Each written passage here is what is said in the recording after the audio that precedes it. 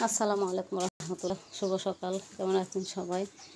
একটা বিষয় আপনাদের সাথে শেয়ার না করলে না, এই কারণে ভিডিওতে আসা।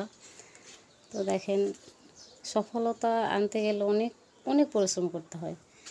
তো আমিও নিজে কিছু করতে চাচ্ছি, সফল হতে চাচ্ছি। তো সব সময় বাধাই আসতেছে, কিভাবে কি করব মানে বুঝতেই পারতেছি না।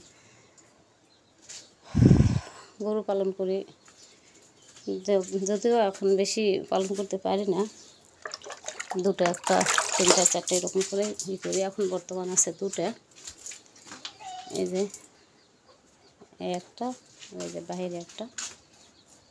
তো কথা হচ্ছে, গরু পালন করতে অনেক কষ্ট করতে হয়, আর বিপদ যদি আসে তো চারদিক থেকে একেবারে বিপদ চলে আসে।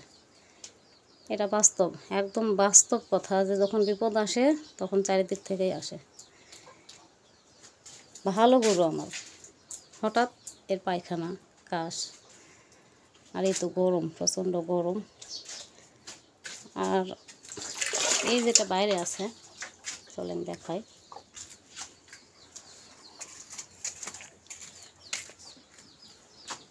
এই যে মানে এতটাই জ্বর, মানে আমার ভালো গরু, চঞ্চল, এতটাই দুষ্ট, মানে কোনো অসুখ নেই। হঠাৎ কাল থেকে গায়ে জ্বর, অনেক অনেক জ্বর, 104। তো ওটা তারপরও স্বাভাবিক ধরা যায়, তারপরও 6, কাল রাতে তো 8 পর্যন্ত হয়ে গেছে। তো আমি তো সারা রাত ঘুমে নেই, একে নিয়ে এখানে সারা রাত বসেছিলাম। অনেক ট্রিটমেন্ট করছি, মাথায় পানি দিয়ে দিছি, মানে সারা রাত যা করতে হয় আর কি আমি করছি, কিন্তু তারপরও এখনও সুস্থ হয় নাই। কিন্তু আমি এদের খুব ভালোবাসি। অনেকটা কষ্ট হচ্ছে যে আমার গরুর অসুখ, কারণ কাউকে আমি কিছু বোঝাতেও পারতেছি না। এখনও সুস্থ হয় নাই, তো সবাই দোয়া করেন আমার গরুটা যেন সুস্থ হয়। আজকে ডাক্তারের পরামর্শ অনুযায়ী চিকিৎসা করতেছি, ডাক্তারও আসছিল। তো এখন তারপরেও 106 ডিগ্রি জ্বর, মানে 108-6 এর নিচে কোনো রকমের জ্বর নামতেছে না। জানি না কী হবে, কিন্তু অনেকটা কষ্ট হচ্ছে।